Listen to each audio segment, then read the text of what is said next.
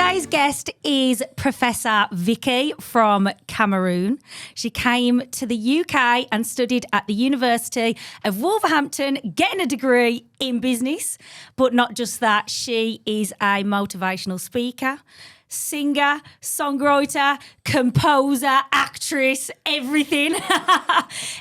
But what is most profound is she is the founder of the Rosa Verla Foundation, and that helps people fighting poverty, encourages education for both younger and older generations, and also promotes health. Did I get that all right? Yes. You're quite the woman. And promote culture as well. What's that? Oh, Cultural yeah. promoter, yes. Yeah, so you promote where you're from. Do you want to tell us about where you're from? Yeah. How many minutes? I need 5 hours. No, I'm obviously from a tribe called So. So it's a little village in the northwest region of the Cameroon. And we come from the English-speaking section because Cameroon is bilingual, reason why I speak 4 languages. Woo! So Love that. I'm from So. Precisely, I was born and bred there. What do I have to say again about me? I'm trying to put it. But anyhow, I got to the UK in the year 2001-ish, end of 2001 or early 2001 actually.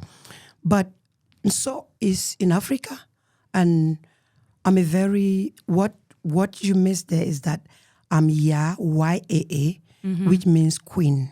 Love that. Okay, so which means out of my numerous charitable work, which I'm honored to sit here today because most of the things I've done, they've been donated by this community. I set 2 libraries in my community. That was 2014 and 2015. And because of all those many things that I can list later, the king of my country, we have King Charles here, right? Yeah. So the king of my country in 2022 decided to give me this honor as Yaa in my language, meaning queen. So I'm actually the queen of the So people for the whole of Europe. It's not just the UK. That's incredible. So that's one of the, so that's my titles will go Professor Yaa, then Vicky Ngamsha. Gorgeous. Do you want me to keep talking? No, well, so how do you pronounce your full name? Right. When I was born, my mom and dad of blessed memory, they called me Victorine Ngamsha. Kintari is my father's name, so you normally take like the surname, is in our culture. But when I got married, then I got the name Ngamsha, which is a tricky one because Ngamsha, the end is silence. So I'm Victorine Ngamsha. When you look up at the motivational speaker, the author, and the artist and a lot, you pick up Victorine Ngamsha on my certificate. But yeah. So did you meet your husband back home, back in Africa? Oh, that's a romantic story. Oh, okay. We won't get into the romantic story. No. But I wanted to know about your childhood and growing up in Cameroon anyway. Yeah. I grew up with my husband. He was my childhood friend. Back in the days in Kumbo where I grew up, I'm Roman Catholic, and we were so much into the youth movement. We didn't go to clubs like socializing. Our main socializing aspect of life was with the youths because they have a powerful youth movement. So my husband used to be the president and I used to be the secretary. His mom and dad, pardon is Ngamsha, who died last week. My mom and dad have late. His mom is still alive. But the both parents were really close family friends. Yeah. And we grew up like real family. So my husband and I were like siblings, really. So we went into the youth ministry, and then he decided, because in my community, they encourage you. There's a lot of religion. Are you going to be a reverend sister, a nun? Are you going to be a priest? So we picked that up, and he flew to Uganda to train as a Catholic priest. Wow. And I went to the southwest of my country called Chico to become a reverend sister. No way. That's a nun. After 11 years, I left, and then I joined him in matrimony and came over to the UK. I felt like a pull to ask you if you was of faith earlier, but then I kind of held back. Yeah. But yeah, so you're still Catholic, would you still say? Because my husband at the moment is one of the Catholic permanent deacons in Wolverhampton, in the Diocese of Birmingham. Because after he left the priesthood, we got married, then came to the lovely Britain, and then in Southampton for 6 years. Then we moved to Walsall, where we've been since then, 2008. And then he decided to go to Ascot in Birmingham to train as a Catholic permanent deacon. Wow. So he was ordained in 2013. So we are very Catholic. Love and that. He covers 4 parishes in I'm Wolverhampton. Christian, so it's lovely to meet another sister in Christ. Thank you so much. So yeah, when did you come to the UK, did you say? And what was the reason? Was it because of his priesthood? People of my type do not go to UK. Right. Okay? I was very poor. Oh, bless you. I couldn't afford education because my mom and dad were very poor. So you had to study and then maybe come for studies. It was not like UK is not where you can just pack your bags and go, although it would be nice. So after I left the convent, I was hiding because when you leave the nunnery, people talk about you in my community. Yeah. It's like you've killed a person. No. So everybody, I remember sitting in a taxi and people are going like, did you hear that story? That woman, she disgraced to the church. And it was very bad. So I ran to a city of Yaoundé, which is a Francophone zone of my country. And I was hiding there because I couldn't face it. Now, a lot of people would talk really bad thing about you. So I was ashamed. But I had to leave the convent because the reason I went to the convent was because I wanted to help the poor people. I was poor, and the priests and religious helped me to go to school. Yeah. So, but when I got to the convent, you see, I noticed that the Catholic Church is hierarchical. You know, they have like, you have to ask before you do. And they send me to prisons to work and help prisoners. But I didn't have money to give them, so it was conflicting. And I thought, I'll leave as a teacher because I was a teacher by then and I'll be teaching and helping the poor people. But leaving the convent and hiding in that ministry, his brother, Julius, and the wife told him, because apparently when he got to the UK, because from Uganda he flew here to the Mayhill in London, and then they told him that it's not your place, you can't be a priest, it's not your vocation. So he left and went to do his nursing. Then he kept telling his brother that if I were to get married, I'll get married to Vicky. Oh. So the brother didn't know. They said, but she's in the convent. She said, no. He said, no, but I don't know what to do. So he was frustrated. Bang, as I left, they called him. So he phoned me. One morning I was staying with a friend in that student halls of residence where I was hiding. And that's when he called me. And I was shocked. And he said, well, did I hear you are no longer in the convent? I said, yes. He said, you were meant to be my wife. Oh. That's how he proposed to me. So that's what brought me to the UK. That's the only reason. Because he now came. I had the first mobile phone, the Siemens, because in the convent was another vow of poverty a lot. So we didn't have those fancy things. I went like, bam, from a nun covering my head to a flashy, bling, bling woman. And he transformed me that way. So he came. And our wedding was so quick. And then I went for the visa and we came to Southampton that year. Wow, that's... And then, so that's 2001. You've got quite the story. You've done a lot, been through a lot. This is what is in my book, From Very Humble Beginnings. I love that. I'll have to get the book. It sounds really, really good. And do you talk about like the nunnery and stuff in that? Because I'd love to read about that. It's been a beautiful life. I bet. Buying clothes and hiding in the nunnery to try and make up. You know, all those things have been there. It's fun. And then arriving in the UK, I was so primitive. I'm trying to work on a comedy now because I'm acting my life. Looking at things like first time I've seen the escalators in the airport. I fell off in them. Really? And I'm a very extroverted person, so I just go, oh my God, when I say, a double-decker bus. Oh my God, that's a bus with the upstairs, seeing a limo, it was. Wow. Yeah. And now you go back to your country and help build libraries, and do you go back or how does that work? I did not go straight away. Mm-hmm. When I came, it was a time to make babies, isn't it? When you're married. So I came in already pregnant with my first son, Berenice. He's 24 today, bless him. Oh, God bless. Not today, not his birthday, but he is. But I came to the UK. It was all new to me, and I was already pregnant. So I went through childbirth, and the big story that surfaced, which is quite emotional about my life, was when I was already in the UK, I started seeing how people do things differently, the justice, how, it's different. I'm not saying my country is bad. So what moved me to the charitable works was already from the convent, but partly, I would say mostly, was when I then realized that certain things can be done. And this was moved by the life of my mother, who was buried alive. Well, they put her in the grave alive. No.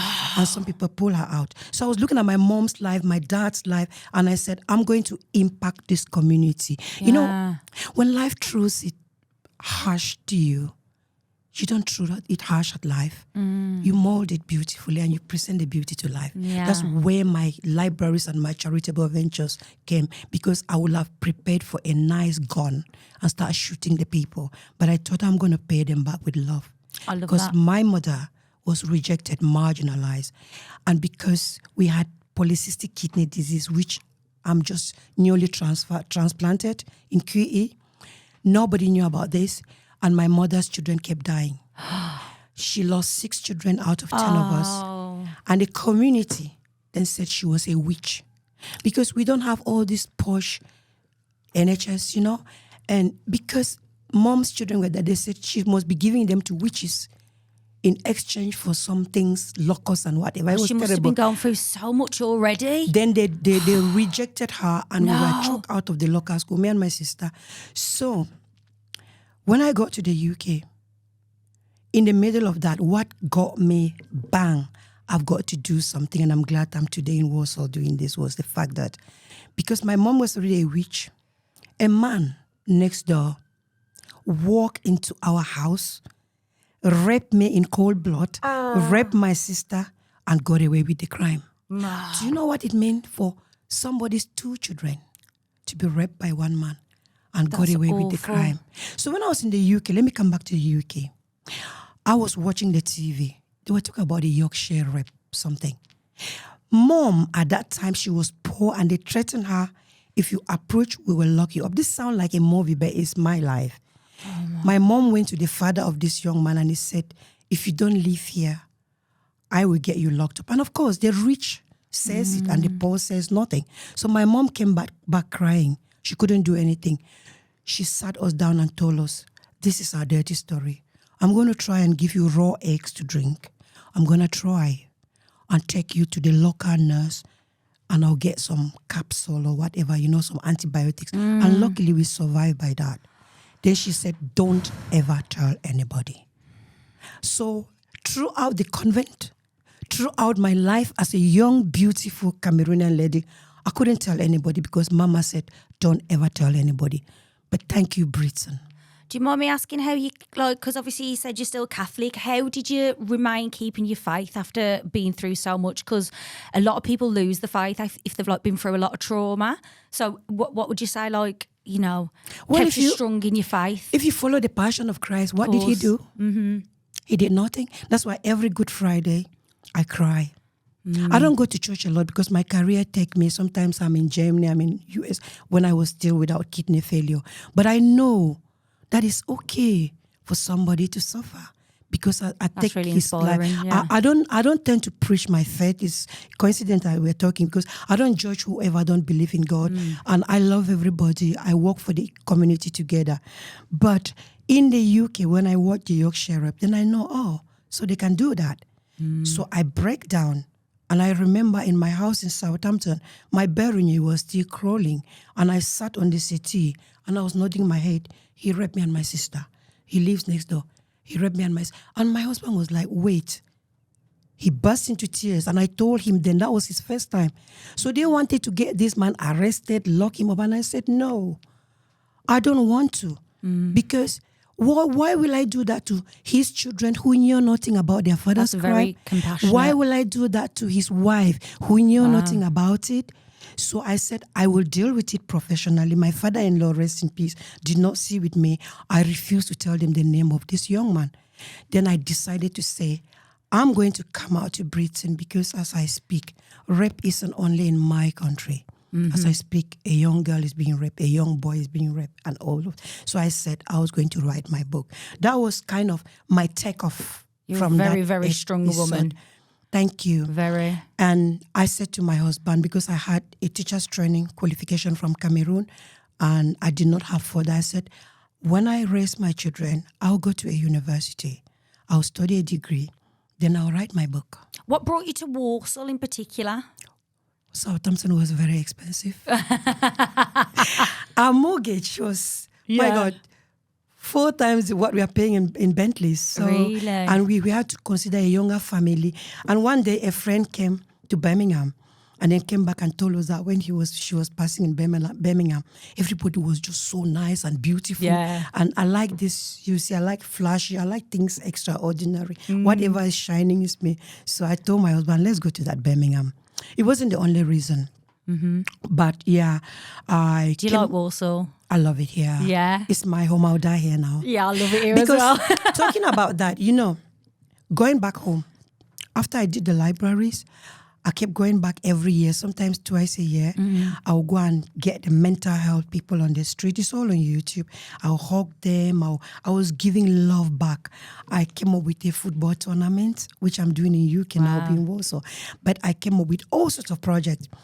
Set up women empowerment groups, just spoke about forgiveness. I'm here. But sadly, 2018, I went there. They started this war over separation from the French and the English. I don't really do politics, but there's a lot of politics there. And the war had just started. And I went 2018, did my football tournament, did my random acts of goodwill and all the numerous things. And when I came back, the war got worse. So now it's a war zone, unfortunately. You're joking. And they are killing people. They've killed a lot of people. So I can't even go there. But I still speak to people. Yeah. Oh, bless it's cruel, you. isn't it? So do you want to tell me about the Rosa Verla Foundation then? Like, it's about fighting poverty. Is that in your country or here too? Or? I'm the CEO of Rosa Verla Foundation, Cameroon, which has been put to quiet now because of this war. Yeah. I'm exploring how to go because the war is not in the whole Cameroon. The French-speaking area is okay, like Douala, Yaoundé, and Bafoussam and so on. But Kumbo and Bamenda, the northwest and southwest, is quite risky to go there. So I've been trying to see how I can continue with the women group like the La Vicky, so it's the House of Salt Women and so on, to put a lot of things in place.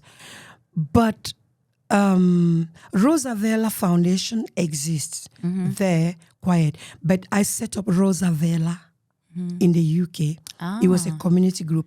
This is what took me to the football tournament in 2019 before COVID. It was in Goals in Darlington and was funded by the National Lottery. Wow. At the time I was still not without the kidney failure, unfortunately. So I also did Rosa Verla CIC UK or Community Group UK. At the time, I did things like conferences, empowering women in the community. Again, sharing my story because some people lost hope, isn't it? So I had to say, it's look, very inspiring. I came from there to here. You can do it. I've done a few projects in Walsall, a lot of more of Zumba in 20. When did COVID go? 20. COVID was 2020. It 2 years, 3 years? I don't know. Yeah, no. Oh, God, it feels like a distant memory. After COVID, still with Roosevelt, I wrote a beautiful project to the Lottery Community Fund, and I got a 10 grand, which I did Zumba using my music to help people lose weight and recover from COVID-19. Wow. It was powerful. I had all people in Wolverhampton. It was really nice. So some of those projects that I've done in Roosevelt and all this project is what really I cherish. And when my kidneys failed, everything fell with my kidneys. Because I was one time in palliative in New Cross Hospital because things went wrong with my arm, just a fistula because I was doing dialysis from home. And they pushed me on a bed to go and die. No. Yeah, that was August 2023. Oh, goodness. But when I went on that bed, I just spoke. I said, I am not going to die. I've refused to die because I haven't done 1 million of what I want to do to Britain. I've collected their books. I've set up library. I was facing to give to this community where I'm sitting. And I said, look, I refuse to die. Wow. Don't let me go. And it happened.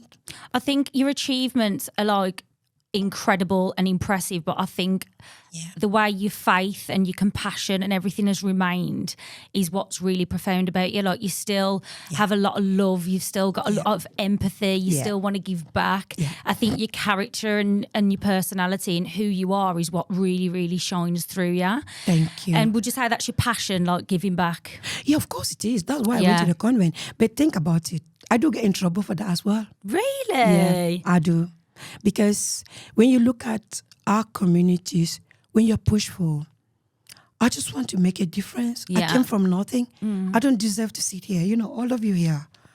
I do not. I don't. Sometimes I ask because from nothing to what I am. Do you know that just having a kidney, NHS giving me a kidney, if I was home, I would be dead by now. There's nothing like that back home.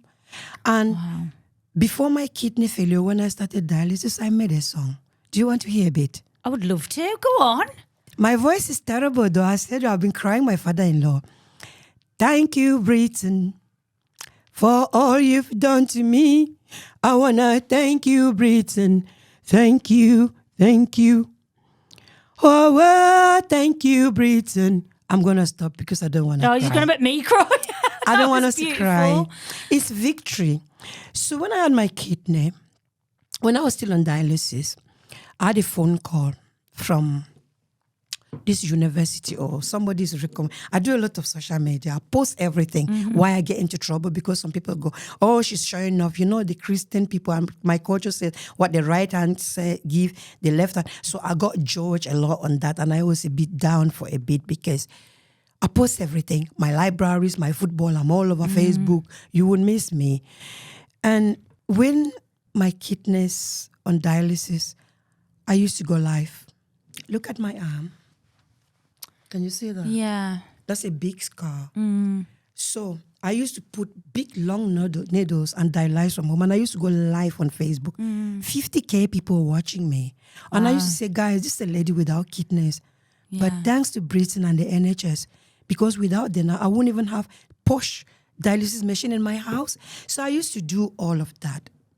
But you know what? Immediately, I lose death. They said I was going to die. And they said, no, we're going to take over the operation again. I came back. It was just like some few days, I had a call from a university. They said, people following you online, they've recommended you for a doctorate, a PhD in humanitarian work. This is after I've had this queen. I said, well, thank you very much, but I'm not sure because I'm not sure I'll live again. So I appreciate. I pushed this aside. 3 days after, I was shopping in Wolverhampton area. I had a call. You've got a kidney. Come over to Queen Elizabeth. I had a beautiful transplant. I was treated like a queen. I was pampered. I think when we're from the UK, we can kind of take things like that for granted. And that's my message. That's what I want to put out to British people. If I have programs like this, I will stand up and scream because I'm that testimony. I had a transplant for free. Do you know how much it costs to dialyze back home on rough roads? So anyway, cut the story short. After my transplant, I came home. I phoned those people. I said, I can't travel to Florida, but I'm ready for the doctorate. They said, we'll bring it right to you home. We sent people from London. I was made a doctor in humanitarian work. Just a year after, I had another email. We think you deserve to be a professor. Wow. So, you know, people say, Professor Yaa. I didn't go to school. I just have a degree from the University of Wolverhampton, never done a master's. And they said to me, your name came up again and you qualify. You deserve to be a professor.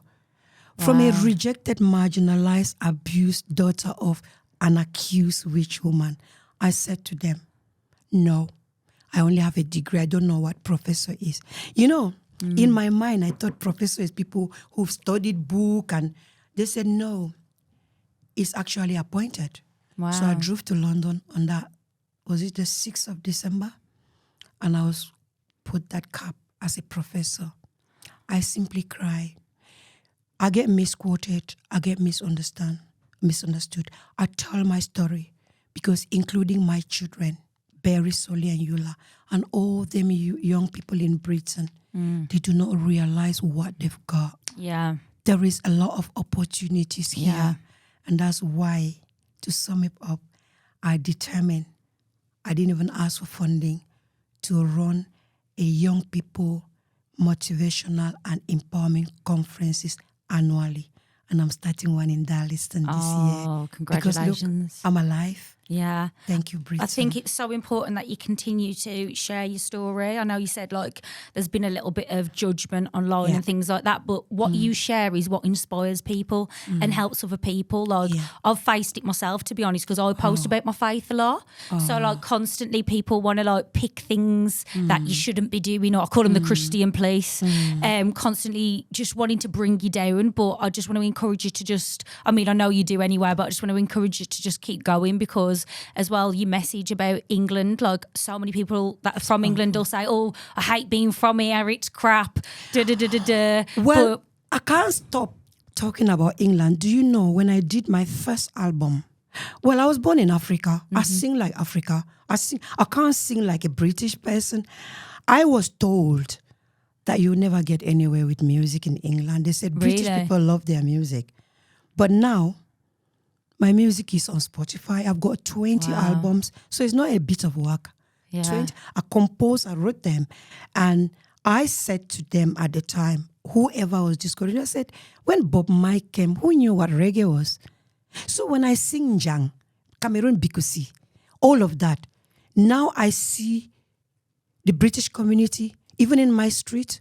I just need to put a barbecue stand out and say, everybody come out. The Queen is doing barbecue. And we dance it all off. You know what I mean? So discouragement has come my way, because I used to hear like, oh, stop this music. I didn't know about musician union. I didn't know about peer. But I searched it. And this is the thing about Britain. When you ask, you get it. I remember that before I got here, it was Hajinda in the local council. And it's about me. I go to the mayor. I said, you're the mayor of Walsall. I'm from Cameroon. I'm a recognized cultural promoter by the Ministry of Arts and Culture in my country.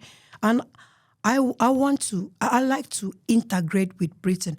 But to the mayor office, I said, can I come with my community? They say, oh, there's Mayor Palo visit. I say, okay, we go with our drums. We do that because time and again, we talk about racism, right? Yeah. Somebody told me Walsall is racist. I said, you're lying. Walsall is not racist. Let me say this. Do you mind? Go for it. I am more racist than the people. I've come here. Who should introduce themselves? If I live in my house, if I don't go out to my neighbors, say, hi, my name is Vicky. Yes, sometimes I get in trouble. So I'm going like, who's that woman she's just talking to? Doesn't matter. They take nothing from me. But 90% will say, she's lovely, isn't it? Yeah. So it's how we approach people to me. Yeah. Some people might still find it difficult or like they're not used to it. It's like something new, isn't it? But it's me, the way I walk through that door. I think you're fabulous. So everybody's got to take that. So I'm really hurt when it's only like bad. I don't want to hear bad, because if I spoke bad, I won't be alive. I will kill people. There are people I'm a queen with them. I could be the first to just gun them. You know what I mean? Yeah. But I look at it this way. The past is past. And when you do anything to me, I say to them, I forgive you plus the one you're still going to do. Don't you feel happy that way? There's freedom. So Britain, Walsall is a lovely place. And please, I say to everybody, let my voice be heard in Walsall, because this is my home. Since the war started, I said to my children, I said, you know that cemetery up there? That's where I'm going. This is my home now. And this home has helped me to give back home. I won't stop giving back home when possible, but I want to give here. What's your favourite thing about Walsall? I love the hospitality. Yeah. Some people will say, no, I do a lot in Darlington area. And somebody told me, oh, it's one of the deprived areas. I don't believe. Yeah. Because the parish we go in St. Joseph, Darlington, Bilston, we go to Bilston because my husband covers 4 parishes. Wolverhampton, we still go there. But look at Walsall. If I come out in Walsall to do like the football tournament, the other day, was it Hajin that was saying, are you going to get everybody? I said, yes, I am. because I didn't want my football to be some African women now. Yeah. So I went out and I said, guys, come on. I need a team on Peel Crescent. I need a team on the street down the road. And we came. It was very inclusive football. Yeah. Let me quote that. I've been to places like Germany, Finland, Denmark, Holland, all these countries. It's not the same, you know. Really? Yes. Walsall's your favourite? Yes. Love they are that. very hospitable. It's just how you get to people. People are going through a lot. There is financial issues. There is all sorts of things. There's a lot of us flooding in here as well. And you must appreciate that it's also overwhelming. Yeah. So I believe that is how I open my hands and say, look, I'm here. The lady who was screaming the other day was it Wolverhampton? And I said, look, I'm here. I'm a lovely Vicky. I haven't got a problem. Listen, if I've wronged you, please forgive me. And she said, I don't want to use the word because I don't swear. She said, you are funny. Come here. And she hugged me. Oh. Imagine if we all do that. Yeah. Yeah. So I think Walsall need a lot as well. The young people, the colleges like this one, they're dropping out. They're worried about, this was the latest phone now. I'm quite old.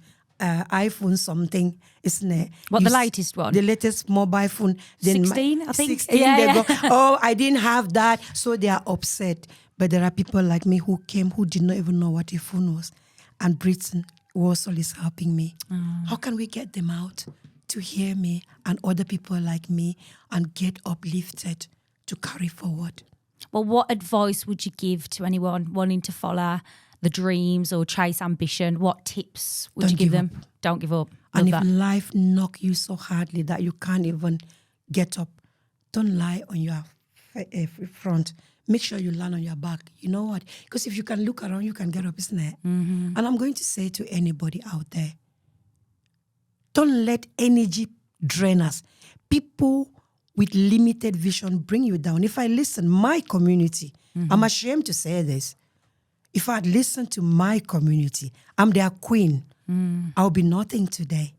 So the moment they drag you down, because you know what happened in the community, right? Yeah. When people can't do it, they don't want you doing it, isn't 100%, it? So they want you to be the same. And I remember when I used to spend hours in my house gossiping on the phone, bitching about people. I don't have that time anymore. Yeah. So my advice to people out there is, if it is not helping you grow, let them go. Whoever they are, they will catch up with you. And if they don't, keep changing lives. Nobody's born without a gift. We have our different capabilities, talents, but some of those beautiful things have been buried, and that's why the cemetery is the richest place. So don't let yours go. Make a trace. Make a path where there's no path, so that others can follow. So that when you go, you know what will happen? Beautiful words, beautiful They will words. write on your cross, not used up. But you want it to write rest in peace, isn't it? So Tell us how people can keep up to date with the amazing work you do, because you do a lot of amazing work. Where can they find you? I don't even know. Before I was dying of kidney failure, I used to have a website. Everything was closed down. So I'm picking everything back. But you won't miss me on Facebook. That's probably one of my biggest platforms. I've got different pages because the football tournaments has a page. But the main one that my promoters, they are volunteering. They're voluntary based because I don't have money to pay them right now. I'm actually very broke. Oh, because bless you. 2 years of sickness, so I'm picking up. He'll bits and provide. bobs. Yeah. He'll provide. But thank you so much. But what people can do is on Facebook, there's daily updates. Like on what I'm doing, where I am. And tell everybody what your Facebook is. It's going to be Yaa Victorine Ngamsha -- Lady Bling VN. Right. Or even if you type Victorine Ngamsha, it pops up my main Facebook account and it can link you. I'm on LinkedIn. I've got like 8. In Facebook, I've got 13K followers. Yeah. On LinkedIn, I've got 80K or whatever. I don't know. I haven't followed. TikTok, I'm there. The same name. Yaa Victorine Ngamsha or Yaa Lady Bling Vic. All those names. If you put Lady Bling, it pulls out the music. I'm on Spotify. I'm on iPhone. I'm on Apple Music. You're everywhere. I'm everywhere. I'm on Twitter. I lost my Twitter account. I don't know. Maybe it's I'm me. not a I don't know Twitter where chick. it is. I'm I'm not on a Twitter chick. Instagram. on TikTok, I dance a lot because when I had my kidney transplant or when I was on steroid, can you believe my weight went up to 80 something?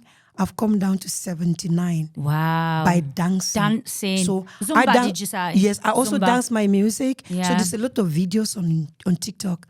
I just dance and post them. So there's a lot on social media about me. Otherwise, if somebody was keen to see me, just get my number. I don't know. I don't. We I can don't share mind. your social medias and everything Please, anyway. that's So fine. don't Email, worry about that. whatever. So I just want to thank you so much for sharing your incredible story, because you're going to inspire so many others. I know you've inspired me today. Thank you. I know whenever I complain, I'm going to think of you, and I'm going to think of Don't. your strength, and I'm going to think of your faith. So I just want to thank you so much for the difference you're making, not just back home, but in our community as well. And God bless. Thank you so much. I really appreciate you bringing me here today. And please, if you see anybody that need or like giving up, please, you can refer them to me. I do like a one-to-one bookings. It's not very expensive. I've picked up a Zumba for the community I'm doing for the Romanian community. There might be communities even like Walsall College where they want to put a slot of 45 minutes maximum. My Zumba is not fast. I'm looking at people who want slow one. And if anybody need like designing, most of what I wear, I make them myself. So I haven't made this because I didn't have time, but I can do this. So I'm also very artistic. And if anybody need my heart, I make it, everything, which is something that I think can bring about the change, or some people might need to learn some new skills and things like that. But of course, in my music, any festival, gorgeous. I'm on for it. Thank you, Vicky. It's been lovely to meet you. Much. Thank you. Thank you. As we wrap up this episode, the incredible journey of Professor Vicky. Coming to the UK in 2001 from Cameroon, she initially settled into Southampton before making Walsall her home in 2008. Her story is one of resilience and community spirit. When asked what she loves about Walsall and the UK, she highlights the hospitality and inclusivity. Her advice to us all is simple yet profound. Don't give up, avoid negativity, surround yourself with positive people and make your own choices. The key themes from our conversation with Professor Vicky are resilience and community. The themes align perfectly with the We Are Walsall 2040 strategy, which envisions a borough where everyone feels safe, communities support each other, and children have the best start in life. Strong and empowered communities contribute to happier and longer lives, fostering a sense of belonging and well-being. To close, let's remember Professor Vicky's inspiring words. From a rejected, marginalised, abused daughter of an accused witch woman to a professor. Her story is a testament to the fact no matter what our background, we can achieve great things. Thank you for joining us on this episode of Walsall Voices. Keep listening, keep connecting, Walsall Voices.